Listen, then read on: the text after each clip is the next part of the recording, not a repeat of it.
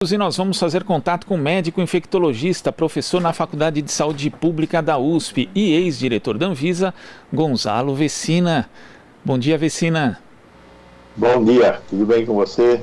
Tudo certo, né? Dentro daquilo que é possível nesse cenário brasileiro, Vecina.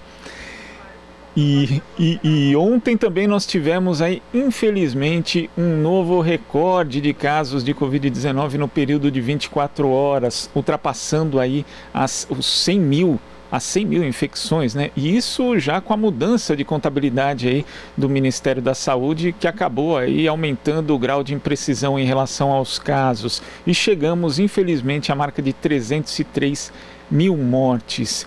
Vecina, com o que tem sido feito hoje aqui no Brasil? A saída dessa crise sanitária está próxima ou a gente ainda vai ter que remar muito para sair dessa situação? Infelizmente, nós vamos ter que remar muito para sair dessa situação. A perspectiva que nós podemos ter se esse movimento de isolamento social, que as pessoas inadequadamente estão chamando de lockdown, mas não é um lockdown, não existe punição para ninguém se sair na rua, então o lockdown não é isso. Mas de qualquer forma, se esse isolamento der certo, nós podemos reduzir a curva de mortes. Se não der certo, nós vamos continuar nessa escalada. Em 75 dias, nós fizemos 100 mil mortos. Nós tínhamos desde o começo de março do ano passado para chegar em 200 mil mortos. Em 75 dias nós fizemos 100 mil mortos. Se eu dobrar 150 dias, quer dizer, 100 mil mortos a cada 75 dias, em 150 dias eu chego no meio milhão. Quando é que eu chego no meio milhão? 150 dias são 5 meses, em agosto. Em agosto eu vou chegar em meio milhão de mortos. Por quê? Porque os governantes não atuaram. É inacreditável, é inaceitável, é criminoso que nós cheguemos a esse número de mortos. Com a economia estraçalhada, igual. Então, pare a economia agora e salve vidas. Vidas que serão importantes para a reconstrução do Brasil no momento seguinte. Este é o recado que nós temos que dar para os governantes. Para as pessoas que estão em casa, o recado a ser dado é, por favor, não se aglomere, não saia de casa, se sair use máscara, não fique em ambientes fechados, não seja mais um caso, porque você vai lotar os hospitais, vai interferir no futuro do país. É essa a mensagem que nós temos que passar agora. E nesse sentido é fundamental uma carta, né, que foi feita ali por 16 governadores pedindo justamente a instituição do auxílio emergencial de R$600, Vecina, porque sem também esse suporte econômico, sem medidas que possam ajudar as famílias a sobreviver, fica impossível implantar medidas de distanciamento social mais rígidas. Neste momento, essa é uma questão fundamental. Primeiro, tem que mudar o valor do auxílio emergencial. Temos que conseguir sensibilizar este insensibilíssimo governo de que não vai dar certo desse jeito, que nós temos que aumentar a quantidade de dinheiro para as pessoas poderem ter acesso à comida. E enquanto isso, a sociedade tem que se movimentar.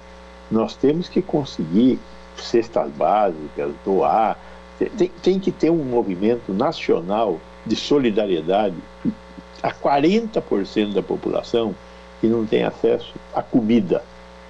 Mas isso é urgente, é para ontem. Nós temos que começar a doar hoje.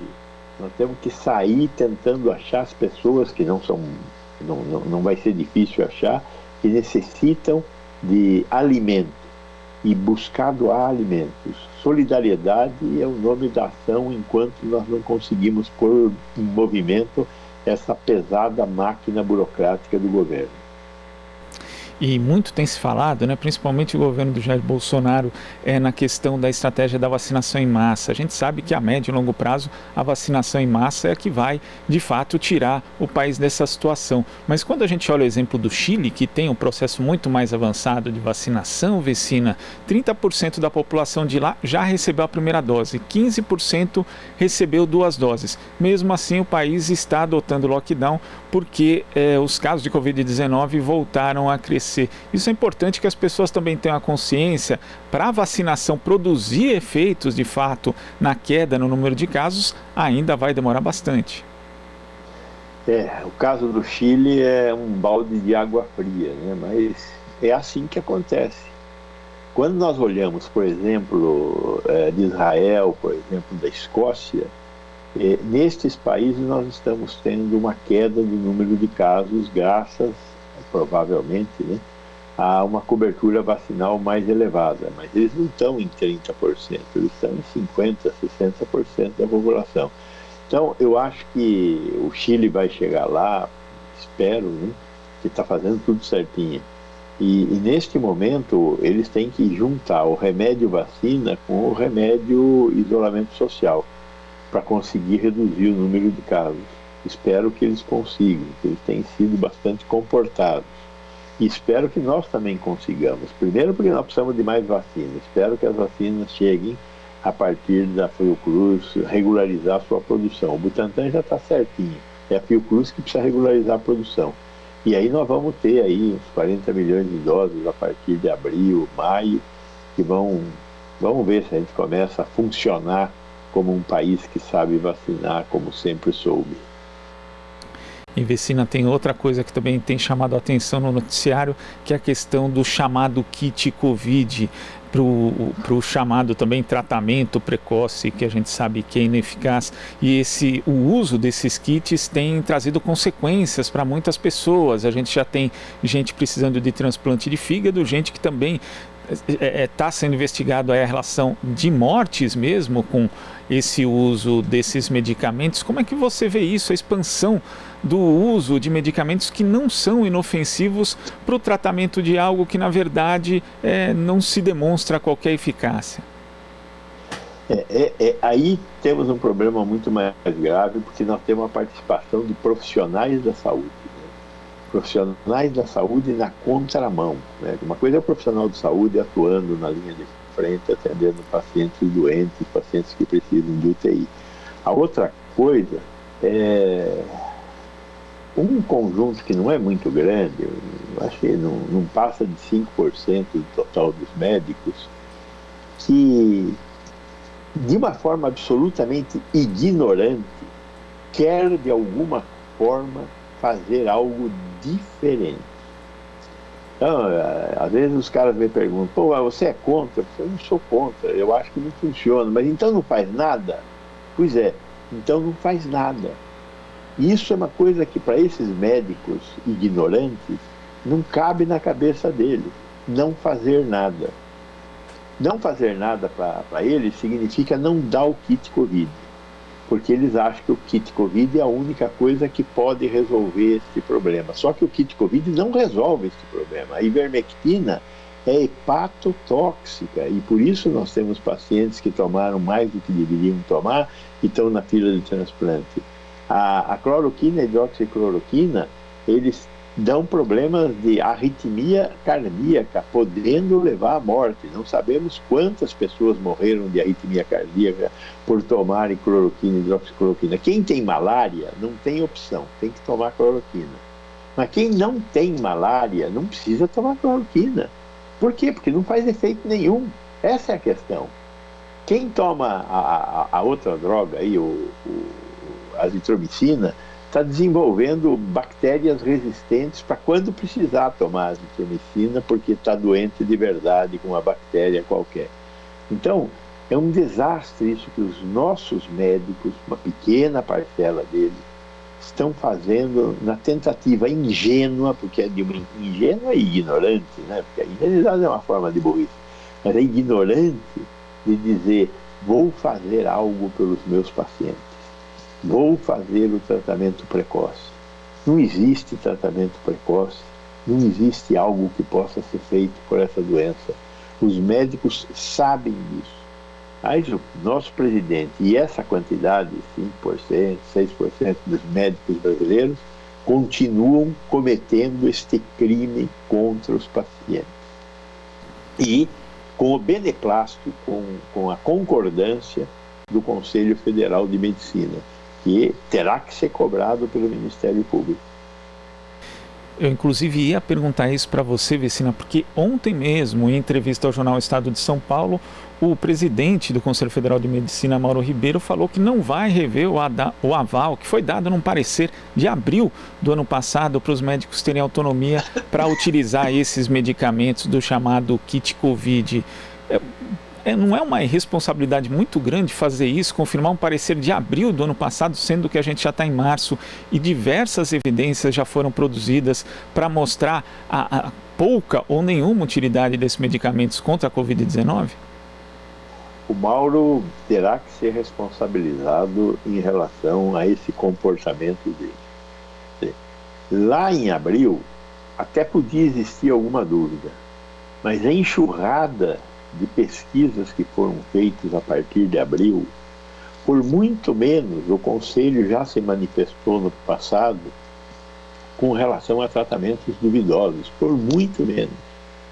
Eu me lembro de tratamentos com ozônio, de tratamentos cirúrgicos contra próstata, e o Conselho se manifestou.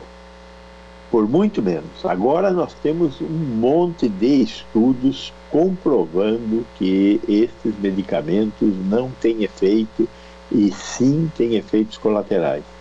E o presidente do Conselho Federal de Medicina, bolsonarista de primeira hora, portanto, acompanha as atitudes do presidente, vem a público e fala isso em nome do Conselho Federal de Medicina.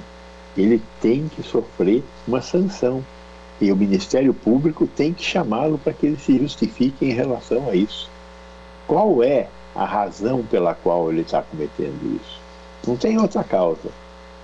Ele está junto ao presidente da República, porque com os médicos eu tenho certeza que ele não está. E, Vecina, a gente sabe que quando uma pessoa está doente ali ou acabou contraindo alguma doença, ela vai para o médico tem essa posição de autoridade. Então, se a pessoa for para o médico, por exemplo, o médico receitar o tal do kit Covid, como você acha que essa pessoa deve proceder, Vecina? Veja, primeiro trocar de médico, de imediato trocar de médico. E eu acho que aí tem que caber uma denúncia a PROCON, Ministério Público, contra aquele profissional. Tem aí um plano de saúde que está fazendo isso também, está distribuindo kit Covid. Faz tempo que está distribuindo kit Covid. Teve um momento em que ele podia ter alguma dúvida em relação a isso. Mas neste momento está errado. A Prevent Senior, ela está distribuindo kit Covid para todos os pacientes que tenham algum tipo de suspeita. E isto é criminoso. Não tem evidência científica, está comprovado que não tem evidência científica. Então, tem que haver uma denúncia com relação a isso. Agora, não pode ficar impune. O problema do Brasil, um dos grandes problemas do Brasil, temos vários, né? Mas um dos grandes problemas é a impunidade. Você faz alguma coisa errada, que você sabe que é errada, por quê? Porque você sabe que ninguém vai tomar nenhuma atitude, você vai ficar impune. A impunidade é que nos faz ter esse tipo de comportamentos. Por que a gente não usa máscara? Alguns não usam máscara quando saem na rua? Porque tem essa sensação de impunidade. Nada vai acontecer comigo, eu posso fazer o que eu bem entender. Por que as pessoas estão distribuindo kit Covid? Porque não vai acontecer nada. Então, esta questão da impunidade é de uma gravidade imensa. E a responsabilidade pela impunidade, ou seja, pelo não cumprimento da lei e não ter nenhuma consequência, é do guardião da lei. Quem é o guardião da lei? É o Ministério Público. Então, o Ministério Público tinha que chegar nesses casos em que não existe comprovação. Por outro lado, alguns ministérios públicos, como por exemplo o de Goiás, se demonstraram a favor do uso da hidroxicloroquina e da cloroquina. Inclusive, fizeram ações no sentido de coibir médicos que estavam agindo contra a cloroquina em Goiás. Então, é um país das brusundangas. Agora, Vecina, o Antônio Cajuela, que está acompanhando a gente aqui pelo nosso canal do YouTube, pede para fazer a seguinte pergunta para você: se a quebra de patentes poderia mudar o quadro em relação à produção de vacinas. A gente sabe que isso foi importante, por exemplo, na questão dos medicamentos para tratamento da AIDS. No passado, o Brasil, inclusive, foi pioneiro nessa luta. Isso alteraria a produção? Seria bom, não só para o Brasil, mas também para outros países, Vecina? Veja, a quebra de patentes é um ato de força. Então, eu sou um governo, quebro aquela patente e, portanto, eu licencio, permito que alguém copie aquela patente. Se fosse assim, eu concordo, vamos quebrar a patente. Só que não acontece assim. O depósito de uma patente não significa que ter acesso àquela patente depositada me dá acesso ao conhecimento que gerou aquele produto. Infelizmente, quem deposita uma patente não deposita todo o conhecimento necessário para reproduzir aquela patente. Não é assim. Então, eu tenho que quebrar a patente, mas eu tenho que, por outro lado, ter capacidade de fazer engenharia reversa daquele produto para descobrir como é que o produto é feito, porque com a patente eu não vou conseguir produzir. Então, quebrar a patente é uma parte, talvez a parte mais fácil, porque você com uma canetada quebra a patente. Agora, fazer a engenharia reversa, dependendo da complexidade do produto, é bastante difícil e às vezes demora anos. Então, num momento como esse que nós estamos vivendo, talvez o mais adequado seja ter algum tipo de diplomacia envolvendo o acesso a patentes, como o Butantan e Fiocruz fizeram. Fizeram um contrato para licenciamento da patente, vai haver pagamento de royalties para as empresas que deram o conhecimento para que o Butantan e a Fiocruz desenvolvessem a patente aqui no território brasileiro. Então, eu sou contra a propriedade intelectual de patente, mas existe um acordo mundial em relação à propriedade intelectual de patente. Como é que a gente faz para romper isso? Então, tem que ter um pouco mais de inteligência. Então, não é sair quebrando. É um pouco como lutar contra o capitalismo. Você pode ser contra o capitalismo, mas você não vai conseguir viver neste país de uma forma diferente do capitalismo, sem algumas transformações que nós vamos ter que trabalhar muito para realizar. Como é que a gente vai fazer isso? Tem que ter um plano melhor do que sair por aí quebrando patente. Agora, Vecina, a gente aqui como veículo de comunicação, uma concessão pública, e também você e diversos especialistas estão tendo que enfrentar uma batalha que é a batalha contra a desinformação. E nesse sentido, ontem o ministro da Secretaria-Geral da Presidência da República, Onyx Lorenzoni, deu uma entrevista à Rádio Jovem Pan, falando ali do lockdown, e eu queria que você escutasse um trecho dessa entrevista para comentar. Muitos ainda insistem numa ferramenta chamada lockdown, que já está provada por várias experiências no mundo que ela é ineficiente. E por que ela é ineficiente? Alguém consegue impedir que nas áreas urbanas o passarinho, o cão de rua, o gato, o rato, a pulga, a formiga, o inseto, eles se locomovam? Alguém consegue fazer o lockdown dos insetos? É óbvio que não. E todos eles transportam o vírus. Não são contaminados pelo vírus, mas podem transportar o vírus. Podem, é uma possibilidade. Então, Vecina, no sentido de levar a informação correta às pessoas, eu queria que você comentasse essa fala do ministro Onyx Lorenzoni. Eu já tinha ouvido isso daí, mas olha, meu companheiro, eu tenho uma biografia, sabe? Eu tenho que tentar manter o status quo da minha biografia, né? Falar sobre esse idiota falando esse monte de burrices é de chorar, né? Eu não consigo entender como é que uma pessoa medianamente informada, que é um ministro de um país como este, vem a público falar essa quantidade de besteiras. Não tem nada a ver com animais que levam o vírus para cima e para baixo.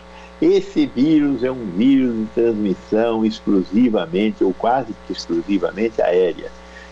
Como você emite o vírus, e o vírus está no ar, e ele tende a se depositar nas superfícies sólidas, ele vai cair em cima da mesa, e durante algum tempo ele vai ficar viável, mas só que ele vai secar. Ele vai secar e vai ficar inviável em 2 horas, 1 hora, depende da capacidade de absorver água que aquela superfície tenha. Mas ele vai dissecar. Então, a chance de um rato passar nesse vírus e o vírus se manter viável na pele do rato, e depois você fazer um carinho no rato, por exemplo, né?